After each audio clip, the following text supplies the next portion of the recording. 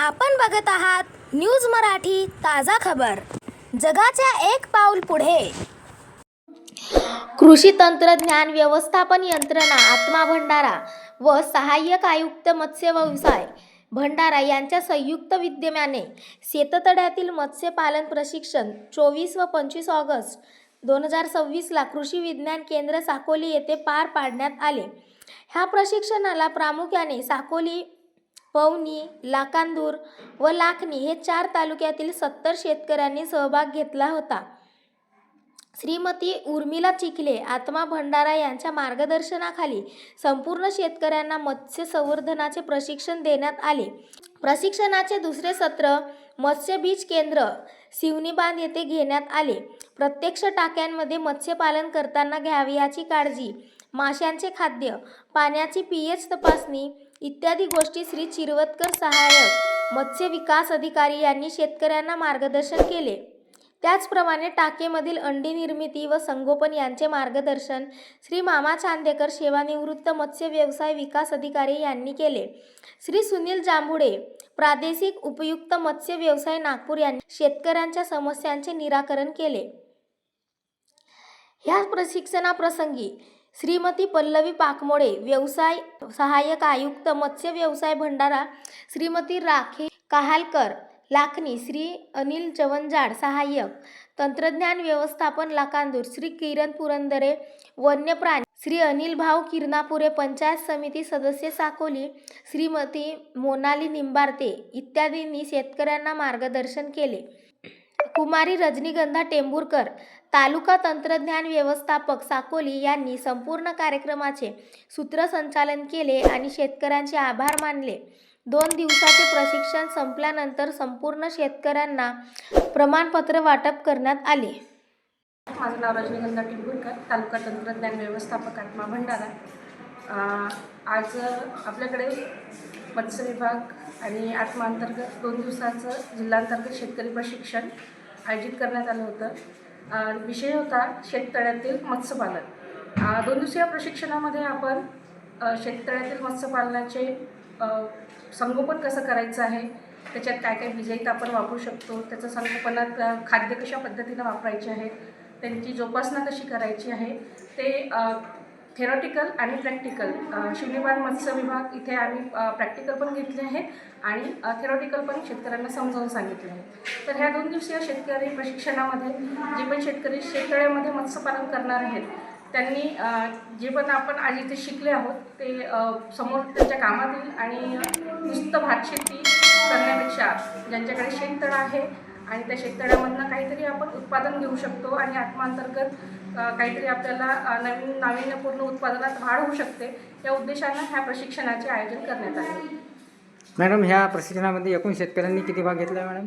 आजच्या पूर्ण 2 दिवसाच्या प्रशिक्षणामध्ये 70 शेतकरी उपस्थित होते।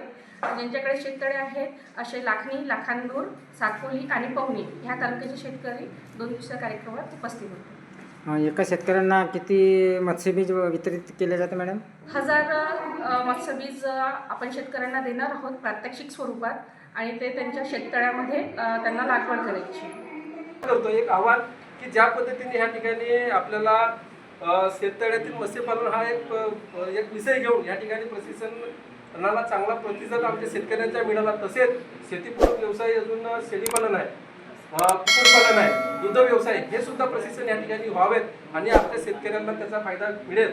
कारण प्रशिक्षण हा प्रशिक्षण जरी असला पण आपल्याला एखाद्या शेतकऱ्याला मोठी क्रांती करायची असेल, एखादा मोठा प्रोजेक्ट टाकायचा असेल तर त्याला एक सर्टिफिकेट मागते। आपल्या युवकांमध्ये आमच्या ग्रामीण भागामध्ये आम्ही काम करताना युवकांमध्ये गरजेमध्ये आहे की शेती वावर आहे तर पावर आहे हे संकल्पना आमच्या युवकांमध्ये मोठ्या स्पीडनं चालते। पण मी युवकांना सुद्धा ह्या ठिकाणी आव्हान देतो, माझे युवक आहेत की वावर आहे तर पावर आहे म्हणण्यापेक्षा आपल्या वावरामध्ये काही आधुनिक टेक्नॉलॉजी आणून तिला कसं पावर करता येईल याच्याकडे आपण लक्ष दिलं पाहिजे, एवढेच बोलतो। आणि खरोखर ह्या ठिकाणी पहिला प्रशिक्षण काय एवढ्या मोठ्या संख्येने माझे युवक आणि शेतकरी आल्याबद्दल असंच येत राहा, शासनाच्या योजना आपल्या बांधावर न्या, संधीचं सोनं करा. वेळ कुणासाठी थांबत नाही. आताची वेळ गेल्यावर पुन्हा येत नाही आणि क्रांती आपल्यापासून होते. नवीन काही करा. कारण जुने म्हणजे एखाद्या व्यक्तीने केल्यानंतर आपण जर केलं तर त्याला कोणी दखल घेत नाही, पण नवीन एखादा माणूस तर आत्मीयतेनं काम करते त्याची कोणीतरी शासन दखल घेते आणि असंच काम करून मला शासनाने सुद्धा महाराष्ट्र शासनाचा युवा शेतकरी पुरस्कार म्हणून 2021ला गौरव केला आहे. आणि खरोखर आम्ही तोच काम करतो की आमचे सुद्धा युवक त्या माध्यमातून घडावत आणि या ठिकाणी क्रांती करावी आणि असा आमचा संकल्प आहे. एवढेच बोलतो. किडा पिडा राई रोग ढेकूळ बोंगसा कोणी काही बोलतही नाहीये. जाऊन काय घेऊन जागे. माझं नाव किरण वसंत पुरंदरे. मी पुण्यातून आलोय आणि गेली 8 वर्ष पिठेझरी नावाच्या गावात राहतो. पिठेझरी गाव हे साकोलीपासून 12 किलोमीटर अंतरावरती आहे. आमच्या गावाला संध्याकाळी येऊ नका कारण वाटेमध्ये वाघ दिसतो. तर इथे आम्ही अनेक प्रकारच्या योजना राबवल्यात. आता तुम्ही झाडांबद्दल विचारलं तर माझं असं स्पष्ट मत आहे की आपल्या देशात वाढणारी झाडं लावा, परदेशातली झाडं लावू नका. तर आमची छोटीशी नर्सरी आहे. या नर्सरीमधून आम्ही आतापर्यंत 6.5 लाख झाडं वाटलेली आहेत गेल्या 10 वर्षामध्ये. आणि या नर्सरीमध्ये तुम्ही भेट द्या. तुम्ही या सगळ्या जणांची तिथे तुम्हाला विनामूल्य झाडं मिळतील. विनामूल्य याचा अर्थ पैसे न घेता. फळांची झाड आहेत, फळझाड आहेत. आंबा आहे, फणस आहे, पेरू आहे. म्हणजे पेरू म्हणजे जाम इकडच्या भाषेमध्ये. कटार म्हणजे फणस. त्याच्यानंतर मोसंबी आहे, संत्री आहे, बरीच आहेत. 75 वेगवेगळ्या प्रकारची झाडं आहेत. कोणता प्राणी आम्हाला सगळ्यात जास्त त्रास देत असेल? खालमान्या, डुक्कर. खालमान्या म्हणतात ना तुम्ही. तर या खालमान्यापासून संरक्षण करण्यासाठी आमच्या सगळ्या गावाला 8 किलोमीटर लांबीची जाळी लावली आहे आम्ही. त्यामुळे आता गेले 3 वर्ष 4 वर्ष खालमान्या आमच्या गावात येत नाही. त्यामुळे या शेतीचं संरक्षण झालेलं आहे. 40% उत्पादन वाढलेलं आहे धानाचं. आमच्या गावाच्या जवळ जलकुंड तयार केलंय आम्ही. जलकुंड तुम्ही बघायला या. तिथे जवळजवळ 150 प्रकारचे पक्षी पाणी पिण्यासाठी येतात. आणि तुमच्या समोर जो माणूस उभा आहे तो 150 वेगवेगळ्या जातींच्या पक्ष्यांचे आवाज काढू शकतो. जर तुमची परवानगी असेल तर एक तित्तीर नावाचा पक्षी आहे, तित्तीर किंवा चित्तूर. तर तो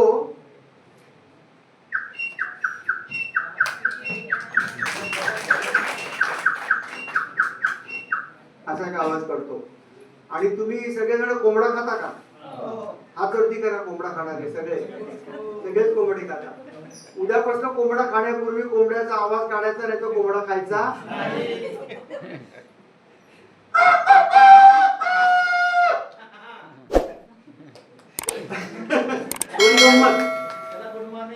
गुड मॉर्निंग.